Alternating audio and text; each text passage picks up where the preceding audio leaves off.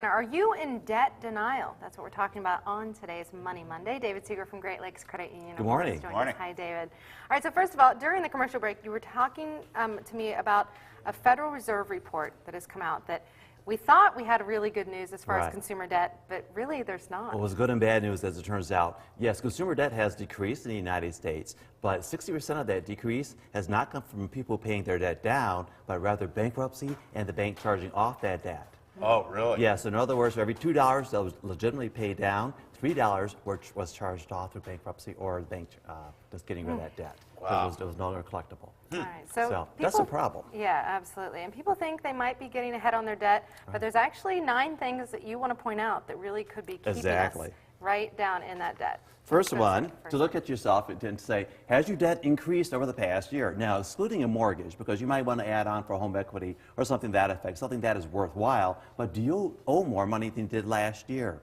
And as long as you're paying interest, you're not going to be able to pay and getting interest paid to you because it's just kind of productive. You're paying down the debt. You're paying on the debt as compared to actually earning interest. So you're never going to get ahead that way. So you may be in debt denial that way.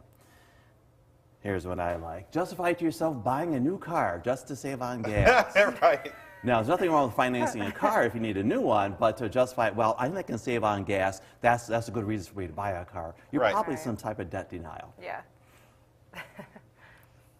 Bought a house with expecting income to rise later. That might have worked when I was starting out in my career, but not today.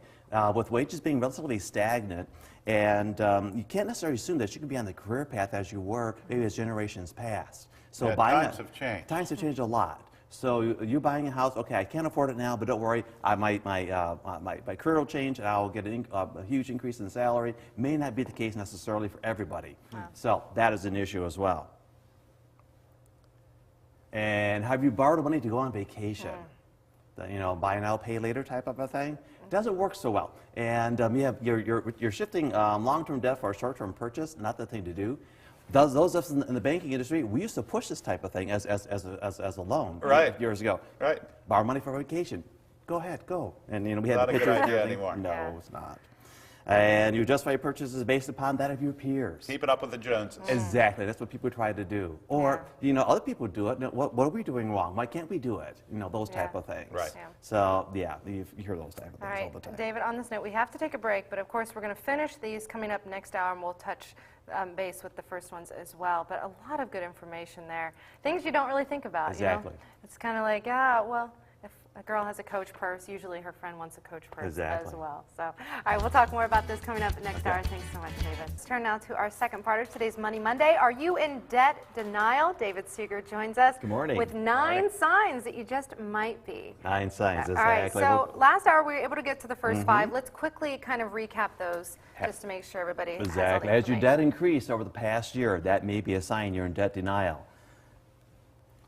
Justify to yourself buying a new car just to save on gas. Maybe a false sense of economic savings. But it's sure fun, though.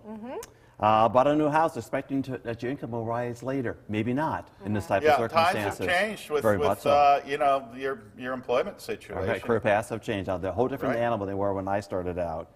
You have borrowed money to go on vacation. A big no-no. I deserve a vacation. I'm going to borrow to do it. And let's go ahead and do that then. I've done it before. Yeah, you know how that is. You justify your purchases based upon that of your peers, keeping up with the Joneses. Or, you know, she's doing it, I could do it too. Or he's doing it, I could do it as well. Then we got, you haven't started saving for retirement yet. Well, that's a long time down the road. Do you know what? I'm going to work until I drop over. I hear that type of expressions from folks. Not really. If you want to... The golden years are becoming a thing of the past. It won't be golden if you're doing something about it. And you don't start soon. The sooner the better, and it's the easier thing to do. So you haven't started saving for retirement yet. You may be in debt denial. You quit your job without having another one lined up. That's another situation. I see a lot of younger people do that. I'm mad, I don't want to do this job anymore, I'm going to quit. As compared to, well, do I have a job lined up? And maybe my generation, they did that first, but now you see a lot of folks that's, I'm going to quit, and the heck about that. Well, do you have enough money to back your foolish judgment up? You know, another situation. Are you in debt denial? And you're always in repayment mode. It's like people that are always on a diet, never lose weight. Right. But are you actually paying down your debt? That's the $64 question. If you don't see some type of movement in 6 to 12 months, you need a new plan. And you ignore your partner's poor money habits. Okay, well, he or she spends a lot of money, but they always do that. You are a debt enabler. You're enabling the situation. That's what the problem is. Not a good situation. You're not helping the matters. Frank discussions need to be had. Otherwise, you're in debt denial. Man, these keep coming, They David. do. There's a lot of them. And do you recognize yourself in any of these examples? Yeah. Real quick, we have just a few seconds left, and I want to touch upon the retirement savings. I think a lot of people, I know a lot of people my age, you kind of look at, you're trying to pay off college loans still, trying to pay off some credit card debt, and saving up for retirement honestly seems like such a thing that isn't even a possibility. Right. What is your recommendation? Is it to see a financial advisor and just start saving up the tiniest bit? Yeah, even a tiny amount would help a lot. Even the tiniest and bit. if you're working for a company that has a 401k plan that matches your contributions, you're a fool not to take it. Right, It's free free money. Take it. Absolutely. Exactly. Start right now. So no matter what, even No if matter you what. are just having the hardest time getting by, try to think of saving for the golden years. Exactly. Having the golden years. Right.